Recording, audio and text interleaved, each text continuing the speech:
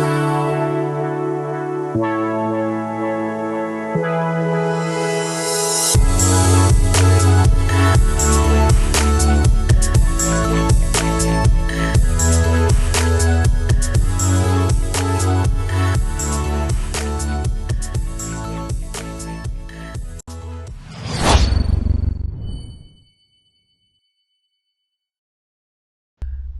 what's going on, my friend?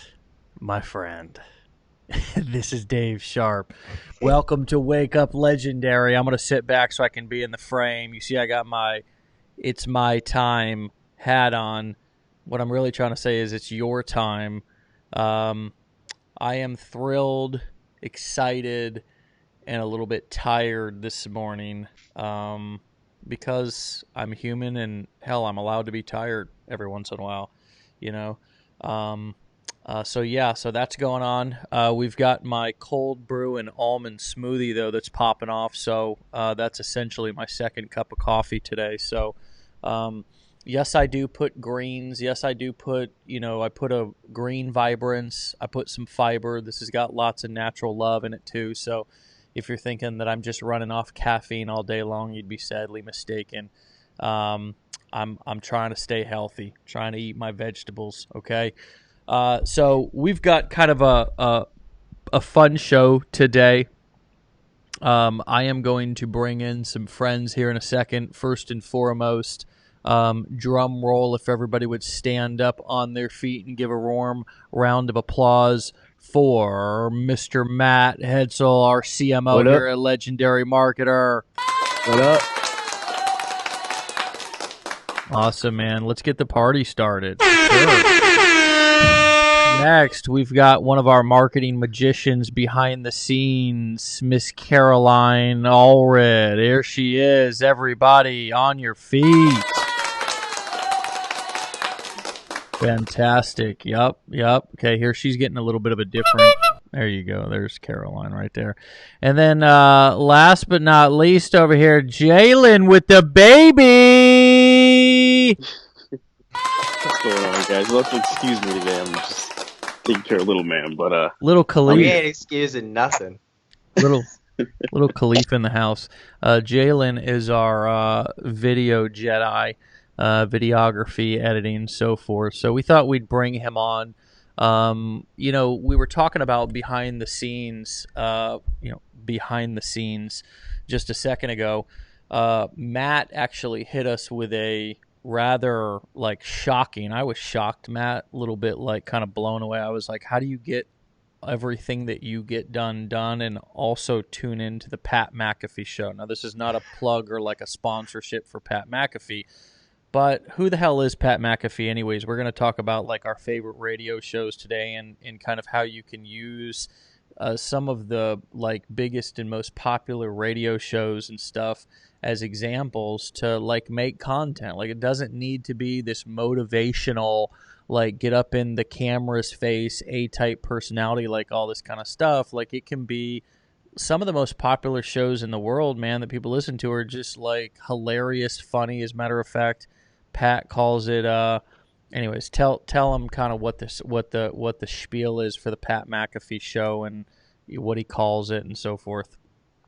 Yeah. So here. Let me switch my camera up a little bit. There, I'm closer. Okay. Yeah. So he's a former punter. He's in the NFL. Oh, I didn't know he was a punter. Yeah, he played for the Colts. He's known. So when he was in the NFL, he branded himself as the boomstick. So when he would punt, he would trash talk and call himself the boomstick. And his claim. So he got drafted into the NFL 10 years ago or something. And his first weekend in Indianapolis, got arrested drunk downtown Indianapolis swimming across a canal or something for public intoxication. Anyway, so I like him already. Yeah, he branded himself. He started this brand called Allegedly because no one really saw the arrest or whatever, and people reported on it, but he was allegedly. So he launched T-shirt lines, and anyway, so He retired pretty early and started just kind of like what the hell am I gonna do now? Right. So he started a podcast and got picked up by Barstool Sports. So he was with Barstool Sports for a while, and him and his guys in Indianapolis set up a studio in his basement for a long time, and then eventually moved into like a warehouse kind of office. They built it out in Indianapolis. Now they do the Pat McAfee show every morning. It's just like a live stream on Westwood One, I think, and then is on, it live? on YouTube. Does it stream on a radio station? Yeah, I got you. yeah, not like nationwide, but like in a few different regions for sure, I think. But I would say most of their tunes are like on YouTube Lives or whatever. Anyway, the reveal was I've basically watched, or I don't watch a lot of their stuff, honestly. Listened to pretty much every show, I think, for the last 2 or 3 years, basically since it started. Which is crazy, because this guy already gets a lot of stuff done. I get a lot of shit done. So when I say listen, though, I wouldn't say it's active listening. Like, it's kind of like when I'm working at home, like if I'm working in my space, I like voices. I'm an introvert, so I don't want to have to engage. Yeah. But I do like people and voices and stuff like that going around. I don't know. Does that make sense? Yeah. So Caroline, Matt's assigned you to go and listen to the Pat McAfee show, and you kind of describe it as kind of what? It's just like bro hour. It's just a bunch of guys broing out. Do you want? I mean, it's entertaining. Yeah, it really is. Do you want to show off your shirt? Just by the way, did you? What? Okay. That's Friends. Be Friends fans. Well, I'm wife- a big Friends fan. Are you? Jalen, was that a little bit before your time, dude? You're like just barely 18, aren't you, or something? You're young. Yeah, Friends was not my. I don't think I've ever seen an episode of Friends. Oh my gosh. I'll give you the whole rundown. It's my life. Everybody needs to watch Friends. So And rant. Sorry.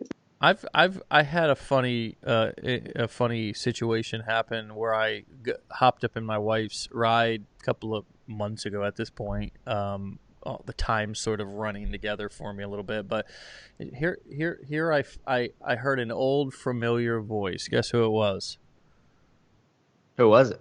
Howard Stern, man. Oh. Okay, and he's basically like, I jump into this episode that like he's got this guy with like a micro penis on the show, and there's this guy who's going to touch it, another guy is going to touch it in front of everybody or try to find it or something, I mean, and I'm just giving you that graphic detail because like this is what what I walked into. And my wife, now she's a what I would describe she's a woman in the streets, and I'm not going to finish the sentence and make her look bad. Like she's got class. She's not like this chick that's out partying. She doesn't do drugs or alcohol. She doesn't even drink. We're both actually in recovery, but like she's usually like driving around listening to like audiobooks and stuff, and I hop in and I hear Howard Stern, blaring about this micro penis, and I'm just thinking like, what is going on in my life right now?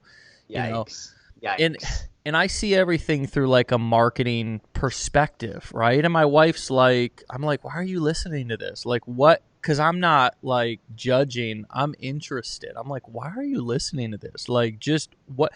And she's like, man, it's just zone out stuff. Like, it's just, and that's what the Pat McAfee, he calls his show a mental vacation, right? Yep. Jalen, you ever listen to anything like do you have any shows or anything that you've listened to over the years that have been like that? Yeah, I used to watch a lot of Undisputed, which is like a sports debate show that really comes on in the mornings. And it's kind of the same thing like Matt was saying. Like, I'm an introvert myself, but I like to just kind of have just conversation in the background, and then I'll like tune in and out. But then this past like 6 months, I've also been under the Pat McAfee train. So that Undisputed, that's that annoying ass Skip Bayless. Yeah, God, that guy. Yeah. Their show is just entertaining. The first 10 minutes is always really entertaining. Is it? Yeah, for sure. But yeah, Pat McAfee, for sure. Because it is just like that gang of bros just hanging out and just like cracking on each other for a couple hours. But you just kind of tune in and out, and it's pretty funny. Kind of like it's sort of like ESPN with F-bombs, like just sort of just free flow. Like, you know, if ESPN like wasn't so buttoned up and tied up and like put together, you know, and hey, we're ESPN, welcome to Sports Center. Right. It's like they're not like drinking on the show, but it's sort of like if all the guys were sitting around with Bud Lights and like, hey, you see that game last night? Man, that shit was crazy. It's just kind of like that. I did. It's like you're sitting in your garage around a cooler full of beer and just like, you know, whatever, talking about the NBA Finals. Passing a doobie. Yeah. I forgot. I gotta speak the language. So, yeah. Hey, so like that brought me back to the Stuart Scott days of ESPN. I don't know if anybody remembers him, but like he used to, and Keith Olbermann was his homeboy who rolled with him in the mornings or whatever during SportsCenter, and like these two dudes made me like I watched it because he had all the little like sayings cooler than the other side of the pillow. Cooler than the other side of the pillow. He's smooth like butter, baby. Yo, Chris Berman is another one that's kind of like that. Like back. He does both. I think he does baseball and football, but he's another one that's super like entertaining. Yes. Yeah, it's hilarious. It's fascinating. It's fascinating how the thing I'm most fascinated about with this show is the way that they've sort of done it has also spawned off like Barstool Sports. Like Pat's a good example, but Barstool Sports is a larger, better example of like culturally of movement of content. Like, so Barstool Sports has made a noticeable dent in ESPN's viewership and their sort of loyalty. Like, it's definitely made a dent in my loyalty because they just make way, way better content. Like, way better content. Yeah. Oh, yeah. Is that Barstool Sports? Is that like a YouTube thing or is that something on TV? It's a whole blog network. Like they just got valued at like Barstool Sports valuation. They just got valued as a company at $450 million, I think. Yeah. They're kind of a content they sold stake to Penn National. Yeah, and they're like big on like sports gambling, so they've really pushed the whole thing of sports gambling going legal in a lot of states. They just have they're hilarious takes. And what they do is they have like pockets of content though. So they have like these ladies it's a pretty scandalous podcast called Call Her Daddy. And like it's ranked in like the top 10 of all podcasts or maybe top 20. And they're just out fucking outrageous. Like, I listened to one episode. I was like, man, even for me, like this is like borderline, like a little too far. Really? It is. Oh yeah. It is wild. But anyway, it's just they're part of Barstool Sports. Then you had like the McAfee and his crew in Indianapolis. They eventually split off over just some like disagreements. But then they have like Big Cat and I don't know all of them, but they have like a golfing one called Foreplay. And they have like so I wonder, okay, so here's the Call Her Daddy YouTube channel. That's crazy. All right, so like what makes them outrageous? Like is it kind of the topics of the content? Are they talking like sexual, like all this kind of stuff? I got you. Yeah. And so they just get like they talk about things that would make the average person in middle America kind of uncomfortable. Yep. But it fits into like you know, kind of. Jalen's got to go breastfeed the baby, so he'll be right back, everybody. Yeah, I mean, Someone's like what episode number 70. The podcast name is Dear Side Hoe, and it's just like. It's like, oh my god, okay. Yeah, right. So there was so guys, we're going somewhere with this. Hang in here with us. There's a point to this whole spiel. There was a dude and is a dude. Actually, he's still living. He still exists. I think he's still in the air in Tampa Bay, Florida, called Bubba the Love Sponge. And this dude was on 93 Rock or something. I think that was the name of the channel. But anyways, he was like homeboys with Hulk Hogan. So all the time he would get Hulk Hogan and a bunch of the old wrestlers and stuff on the show. And he's had multiple legal issues and, you know, several scandals and allegations and all kind of so forth. So, I mean, he's riddled with controversy.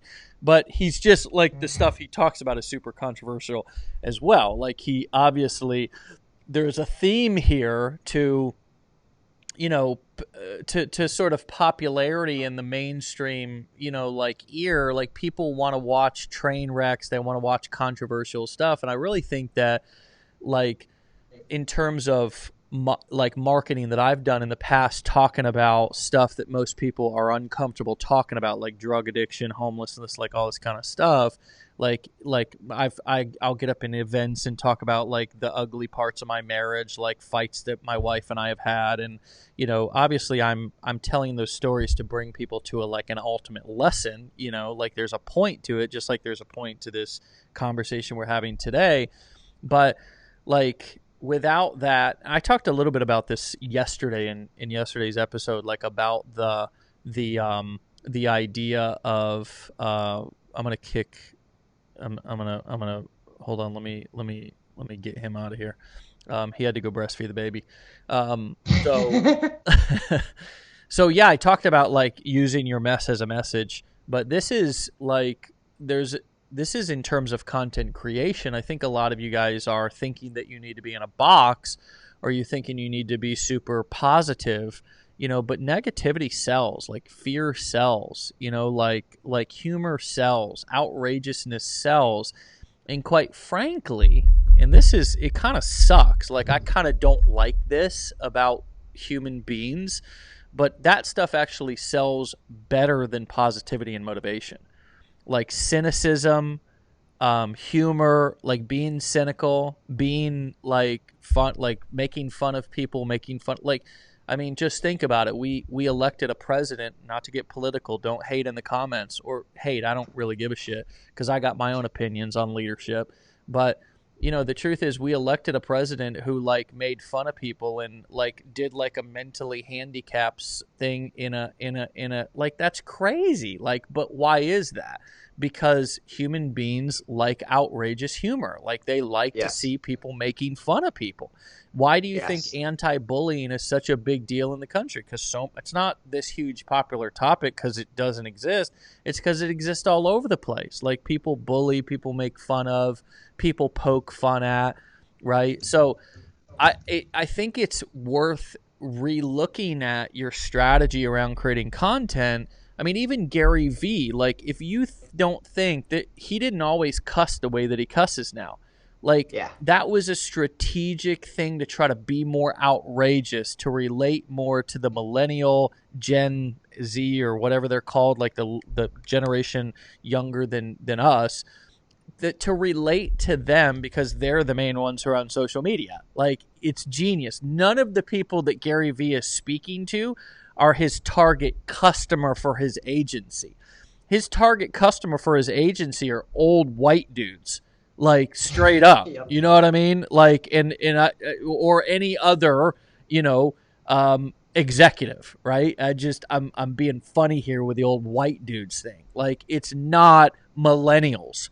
It's older executives for Dove and for, you know what I mean, Coca-Cola. You know, it's not millennials on Snapchat, but he in his content, he talks to those specific people because those are the people who are going to blow up his videos. And then he can go to these companies and say, want your content to blow up like this, right? And so it's a strategy. And I think that, you know, a lot of times we come online, we're like, okay, like I get it. Like I can create content. I can even become famous if I can put out good enough content. Like nowadays you can't even get signed on a music label without having an existing following on social media, because that shows that you have organic, like that people already like your stuff. So it's, you know what I mean? So a lot of times we approach content when we're coming on trying to build a business or promote our stuff on the internet, and it's like, well, let me take like the safe route. Let me take the safe route. Let me talk about positivity. Let me talk about what I think people want to hear. But the truth is, and then like somebody will post like 1,000 motivational memes and like not get like nobody likes it. It's like, oh God, I'm so positive. I don't understand. And it's because people, they actually respond more to cynical, negative, fear, like outrage, controversy. And I think these shows are great examples of that. You know what I mean? Do you agree with that, Matt? Do you think I'm negative? Off? Right? No, yeah. I mean, negative, like hype, fear-based stuff spreads like wildfire. Like especially in our cultural moment, it's an interesting thing. Yeah, it's nuts. Yeah, but I find what I think is interesting, like for a lot of people, is they try to fit themselves into a niche they try to speak into a niche or into like a category or whatever that they just don't really know much about to start with, and they think they need to fit themselves into that. So what's interesting, the reason that I enjoy Barstool so much, or I actually don't enjoy Barstool that much, but the reason that I fit with Pat's show or whatever is here's what's really interesting. You ready for this? I don't actually like a lot of their content that they do. It's like, yeah, okay, whatever. Like there's a period of time where they had two guys on the show. I just absolutely I couldn't stand their voice, fucking hated them. Like, and it was just like, guys, this just kind of sucks. Like these guys are kind of killing the show. Like the show wasn't that great. And eventually, honestly, those two guys left. And I think it, part and parcel because everybody else felt that. But here's the interesting thing is I more so watch their content because they're sort of outliers. Like I resonate with outliers, and I resonate with people who kind of buck the trend a little bit, and people who do different stuff. Right. And so the only reason I really listen is just because of that. So like some people would look at their content and be like, well, geez, they have fucking 700,000 subscribers. No wonder they're crushing it. Well, in the last 6 months, they've gotten half those subscribers. Wow. Because their channels exploded. They have 350,000 subscribers in the last 6 months. And so I just think the reason for a lot of that, though, is it's people who look at sort of average content. They look at sort of whatever content, and they're just like, I'm just bored. Yeah. Like, I'm just bored, you know? Like, give me something that's unique. Give me something that's fun. So I think for most people, like for people listening to this, and you guys can tell me if you think I'm right or wrong, but like I think for most people listening, the big key, at least to me, and that is just like, give me something unique and fresh. Yeah. Like what can you speak on that's unique and fresh? Doesn't matter if it's parenting, if it's again driving, or like I don't know what it is, golfing, like basketball, like whatever you can speak uniquely with a voice and just bring a little bit of you, like some real personality. Like if you're a dad and you tell dad jokes or whatever, like just bring that, I think is where to start. And that's the key, because I think if you look closely enough at like content producers, specifically people who actually produce content for a living, that's different than like being a business owner or whatever. I think that's like a whole different ballgame. Those people are just unique. Yeah. Well, I think you also got to look at yourself today as a media company as much as a marketing company, and it doesn't matter if you're like not going to do organic content. You're creating sales videos and stuff like that, or you're creating some type of content. Like everybody's creating some type of content, and like you're a media company. Like everybody, you may be a small media company, but you're a media company, so to be able to look at a major part of your business is creating media. And that could be emails. Like and here's where I think this can sort of spill over into something different. Like if you're going to write emails, or you're going to write copy, and that's going to be your primary sort of content creation mechanism, that's fine. You can do that.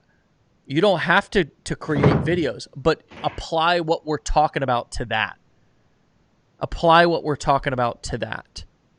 Apply that controversial aspect, or that outrage, or don't be afraid to let some people disagree with you.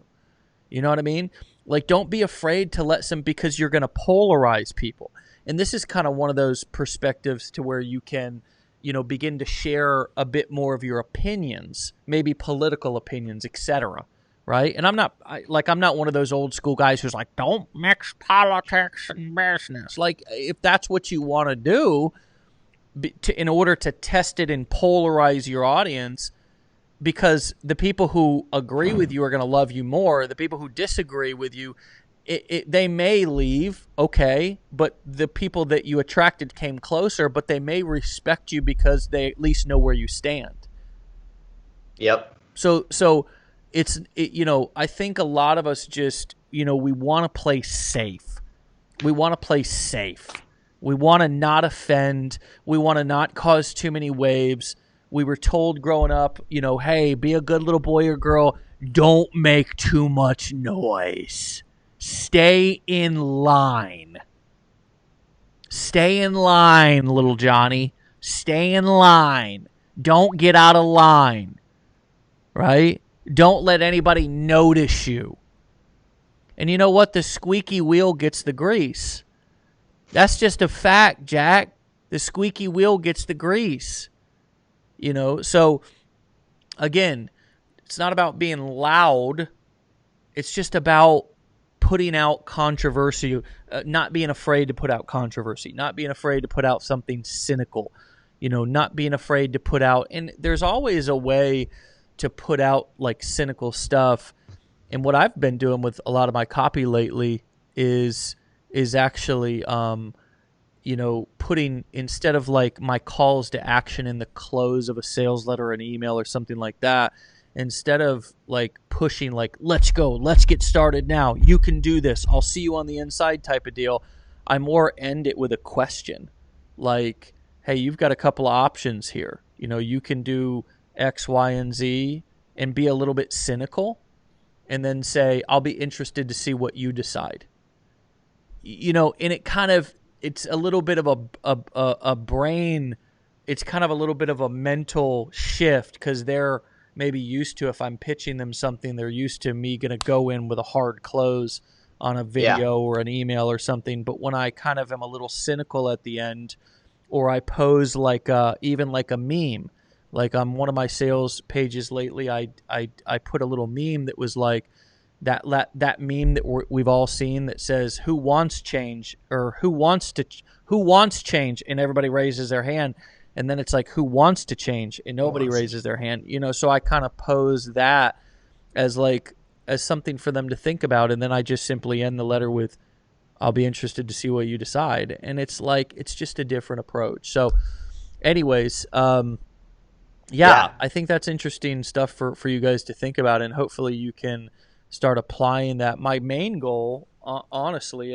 and I wonder if you guys have any kind of final thoughts as we wrap up for today, but my main goal is like to help people shift more towards just more authenticity, like in your stuff. Because if you're like a cynical person, that's kind of like, let that shine. You know what I mean? Like, it doesn't, like, you can have great work ethic and like still be successful, but maintain like your cynical nature.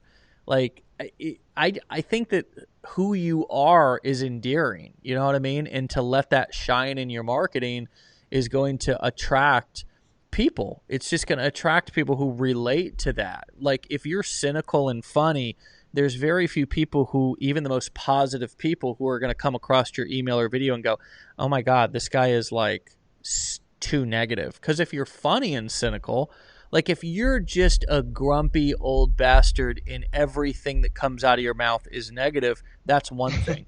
But if you're cynical and funny, like that's another thing. I know a lot of people who are cynical and funny, you know? Yep. So if you guys can shift more, like use these examples, man, go and listen to Pat McAfee. Go listen to a little bit of Howard Stern. You know, think about, did you have somebody that you grew up with, Caroline, did you have, I mean, have you ever listened to Howard Stern or any of that other kind of like outrage radio? Not really. I just honestly, I listen to music and I watch Friends, so that's you're about all I do. Car- I'm dull. Caroline's the middle of the road American, Georgia girl. So, But I appreciate raw honesty, and I think that's why I found your content so perfect for what I needed, because it's the first time I've ever heard somebody talk like that, because I've never listened to any shows. So Yeah. when I came across your content, it was so real and so raw, and I was like, wow, this is the first time I've ever really heard this. I think if more people were just that way, instead of like, so many people see pictures of couples all lovey-dovey and they can't stand it. Secretly, it just eats them up inside because they're comparing it to their relationships. But if you make a post of like, oh my God, my husband is just the worst, he pissed me off so much, you're going to get so much attraction from that because it's honest. Yeah. So No, I so just, I you have appreciate listened to Outrage. It's me. It's me, Yes, damn it. You're my first one. Yay. Yeah, so Outrage radio. and by the way, I mean Caroline, kind of went from, where she was before, which was hearing about us. Actually, her husband works with us as well, Rod, and now she's on our team. So she's kind of going through my content and our content here quite a bit, and doing a lot of work for you guys behind the scenes. So. Anyways, Matt, final words, man. We're going to wrap up and give these folks a call to action to go kick some ass today.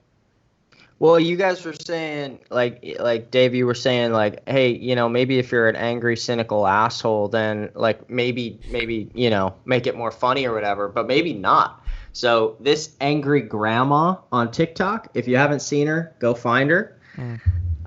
It's just her grandson with a grandma, and she just, I mean, it's F word every single other word, and it's just like pure anger at the world. I actually can't tell if it's an act or if it's like legit, but anyway, 1.6 million followers, and they tied their YouTube channel to the TikTok, right? 236,000 subscribers on YouTube.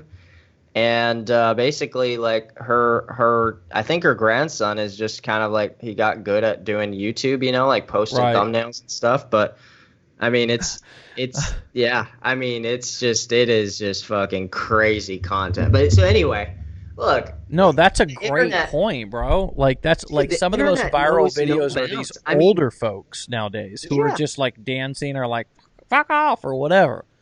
Dude, I'm telling you, the older people who are just like, they just look at the camera and just are like, man, I just fucking hate the world, and it goes viral, and it's just like, I'm pissed off today. I hate the world. Like, this sucks. Like, I hate quarantine. This sucks, man. Like, everybody go to hell. And it'll get like 500,000 likes because it's actually just like, kind of like, wow, I can't believe she just said that, and it's just kind of outrageous. So anyway. Like, I just think sometimes people, like, get in front of a camera and suddenly their alter ego comes and it's almost like a whole, like, mask that just comes down and then they're, like, a different person. Yeah. And if you just look, I mean, especially on TikTok or YouTube or whatever, it's just people who are just like, fuck it, let's do this, whatever, and that's the people who explode. Yeah, I know. So, yeah. Dude, that's such a great point. Like, for real, man. Like, I don't know. Let's just end. Like, that's just such a good point. I hope that you guys go back. If you've gotten value from this today, we're gonna peace out. Matt and Caroline, thanks for being on, guys. Go get some shit done. And yep, here we go. I'm gonna hang out with you guys. Close this bad boy down. It's such a good point. It's such a good point. If you guys got value from this, like if that clicked, like if something that we said today clicked for you, drop us a comment below. If you want more like shows like this to where we just kick the can around and talk about random stuff, let us know that below as well if you enjoyed this today. We want to know. We want to hear from you. And if you have any questions or topics that you want us to cover on future shows, then drop that down in the comments as well. Like, just give us some love. Give us some feedback. We want to get up and we want to serve you guys and entertain you guys and educate you guys every day. We want to put our money where our mouth is. We don't want to ask you to do something that we're not doing, so we want to kind of lead the charge of creating content and marketing and making offers to the marketplace to give you guys like that example and those, just something to look at and say, okay, cool, here's another reference point. These guys are doing a show. But if you got value from this today specifically, I love what Matt said there at the end too, because again, it's a shift towards just like more authenticity and more permission to have fun with this whole thing. A lot of it is just, I think we had this, especially now, like people need to laugh and smile and they need to just be able to be themselves coming out of this pandemic. It's just been a tough few months. So I think the rest of 2020, you're going to see a lot of people gravitating towards that kind of content. Like they want to relax. They want to, they want to breathe a little bit. They want to know that it's going to be okay. They want to laugh a little bit. So, you are a cool, unique, funny, and special person just the way that you are. And, I want to give you permission, but most importantly, I want to encourage you to give yourself permission to be yourself, and to go out there and take some risk and take some chances. The first couple of weeks or even months, not a whole lot of people are going to see your stuff anyways. It's going to take some time to pick up. That's like on an overall basis. So it'll give you time to get comfortable, but get out there and make it happen. Re-listen to this episode. There's a lot of value, little nuggets hidden in here.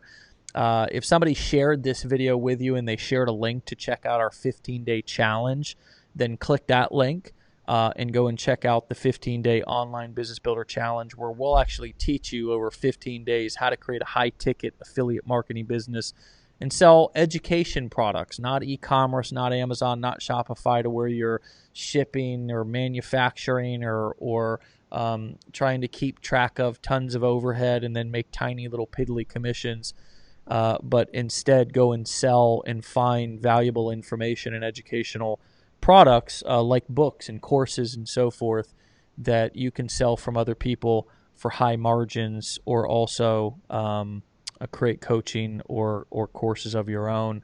We'll show you how to do that. Essentially, we're going to show you the most profitable business model that we've found in the last 10 years, and we'll show you how to do it in 15 days. And if you want to check that out, you can go to onlinebusinessbuilderchallenge.com. onlinebusinessbuilderchallenge.com. Register for that 15-day online business builder challenge, and we'll see you guys on the inside. We'll see you guys back tomorrow for the show, 10 a.m. Eastern Time. Wake up legendary. With that being said, be legendary. All right, peace out. Love you guys.